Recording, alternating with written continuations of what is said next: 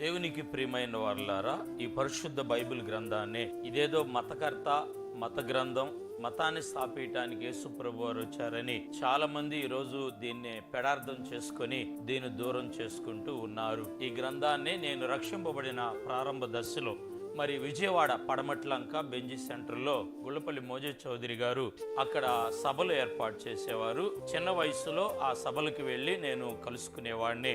అక్కడ మీటింగుల్లో, సభల్లో సేవకులు కొంతమంది కలిసి ఈ బైబిల్ గ్రంథాన్ని గురించి ప్రియులారా మాట్లాడటం జరిగింది. ఈ బైబిల్ గ్రంథంలో మరి వాళ్ళు దీనికి పేర్లు పెట్టారు. ఈరోజు చాలా మంది తృణీకరిస్తున్నారు, కాల్చేస్తున్నారు, చించేస్తున్నారు. ఈ సువార్తని ఆపేయాలని అనేక పన్నాగాలు, ఆలోచనలు కలిగి ఉంటున్నారు. సేవకులు కొంతమంది పోటీ పడ్డారు దీనికి పేరు పెట్టాలి అని.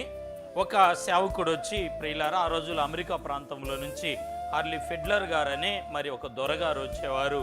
ఆ దొరగారు చెనుపల్లి శ్యాంప్రసాద్ గారు దీనికి ఏమని పేరు పెట్టారంటే, ఇది ఒక అద్భుతమైన ఆశ్చర్యమైన గ్రంథము అన్నారు వాళ్ళు. ప్రియులారా, అది పేరు సరిపోలేదని గుట్లవల్లేళ్ళు సేవ చేస్తున్న సజ్జా బర్నబాస్ గారు, మంచి దైవ సేవకులు, పరిస్థితిని మనం చాలా జాగ్రత్తగా గుర్తించాలి.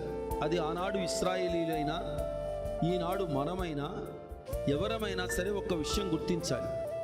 మిగిలిన వాళ్ళందరికంటే మీరు గొప్పవాళ్ళు కాబట్టి దేవుడు మిమ్మల్ని ఎన్నుకోలేదు, కానీ మిగిలిన ప్రజలకు మాదిరిగా ఉండడానికి దేవుడు మిమ్మల్ని ఎన్నుకున్నాడు.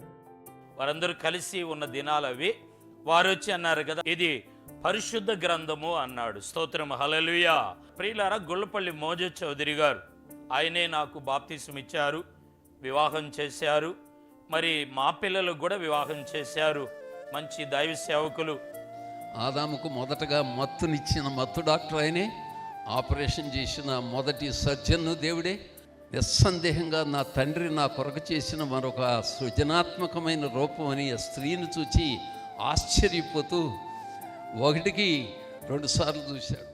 ఒక ఉన్నతమైన దైవ సేవకుడిగా మన రాష్ట్రానికి, మన దేశానికి ఒక వెన్నెముక అని కూడా ప్రియులారా గుళ్ళపల్లి మోజేస్ చౌదరి గారిని మనం చెప్పొచ్చు. అలాంటి సేవకులు మన మధ్య ఉండటం ప్రియులారా ఎంతో ఆశీర్వాదం. పెట్టిన పేరేంటంటే, ఇది గ్రంథము కాదు, పరిశుద్ధ గ్రంథము కాదు, ఇది పరిశుద్ధ గ్రంథ రాజా సుగంధము అన్నాడండి. స్తోత్రం, హల్లెలూయా. ప్రియ దేవుని బిడలారా, ఇది మతానికి, కులానికి చెందిందని ఈరోజు మీరు పెడచెవిని పెట్టి ఉన్నారు. సద్హృదయముతో, సద్భక్తితో, సదావగాహనతో ఈ గ్రంథాన్ని స్వీకరించినట్లయితే ఇందులో ఉన్న వాక్యము మీ జీవితాల్లో ఎంతో ఆశీర్వాదాలను ఇది సమకూర్చి నడిపిస్తూ ఉన్నది.